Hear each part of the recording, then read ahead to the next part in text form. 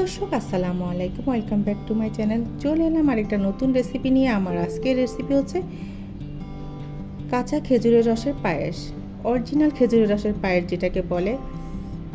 তা আমি একটু উপরে কিশমিশ ছিটিয়ে দিচ্ছি। এই পায়েসটা দেখতে যেমন লোভনীয়, খেতে কিন্তু ভীষণ মজার, আর তৈরি করাও খুব সহজভাবে করা যায়। আমি এখানে বাদাম দেওয়া হয় না, কারণ এটার একটা নিজস্ব একটা মজা আছে, এই জন্য এত বেশি কিশমিশ বাদামের দরকার নেই। তো চলুন দেখে নেওয়া যাক খেজুরের রসের পায়েস তৈরি করতে আমার কি কি উপকরণ লাগছে।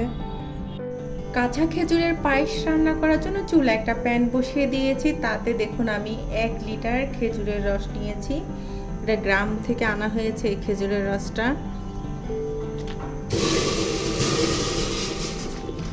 তো আমি খেজুরের রসটা পাতিলে দিয়ে দিচ্ছি।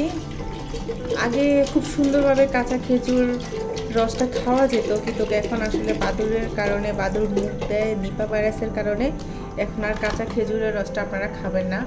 জাস্ট জাল দেওয়ার পরে তারপরে খাবেন। আসলে কোন পাত্রে মুখ দেয় সেটা তো বলা যায় না। তো আমাদের এলাকাতে এটা খুবই কম আছে বাদুড়ের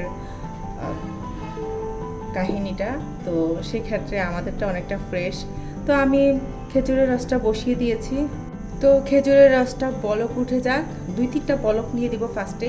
এখানে আমি দেখুন হাফ বাটি চিনি গুঁড়া চাল নিয়েছি। এটা আমি 1 ঘন্টা ধরে ভিজিয়ে রেখেছি। এই চালটাই আমি দিব।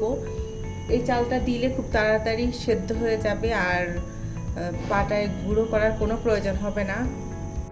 তো দেখুন খেজুরের রসে বলক উঠে গিয়েছে। তো এখন যে সাদা সাদা ফেনাগুলো আছে এগুলো আমি ফেলে দিব।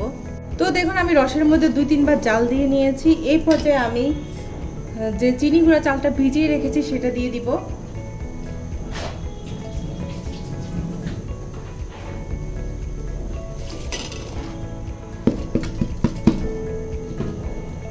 তো চালটা দিয়ে দিলাম, একটু নেড়ে চেড়ে দিব। এই পর্যায়ে আমি 2-3টে তেজপাতা, দারচিনি, 4-5টা এলাচি দিয়ে দিলাম।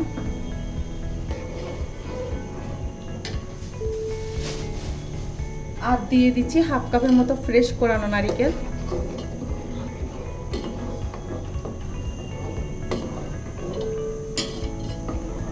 এই পর্যায়ে আমি একটু লবণ দিয়ে দিব।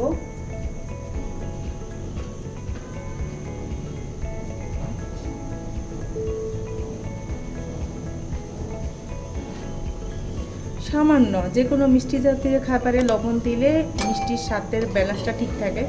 তো লবণ দিয়ে একটু নেড়ে চেড়ে দিচ্ছি।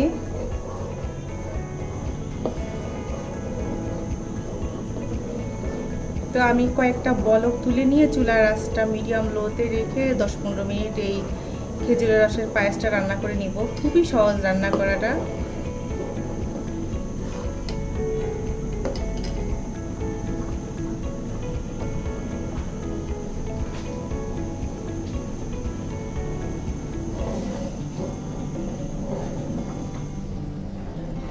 তো এখন চুলার আঁচটা আমি কমিয়ে 10-15 মিনিট এই পায়েসটা রান্না করে নিচ্ছি। তো এখন আমি ঢাকনা দিয়ে দিচ্ছি। চুলার আঁচটা কমিয়ে আমি 10-15 মিনিট পর ফিরে আসবো। তো 10-12 মিনিট পরে আমি এখন ঢাকনাটা তুলে নিচ্ছি।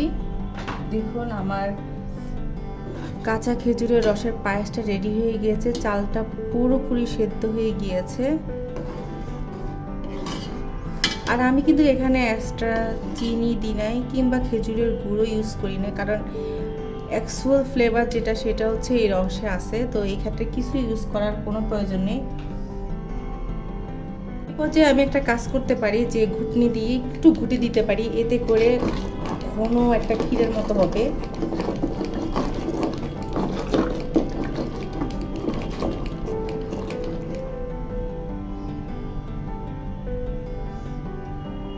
ঘুটা শেষ, ঘুটনিটা উঠিয়ে নিচ্ছি।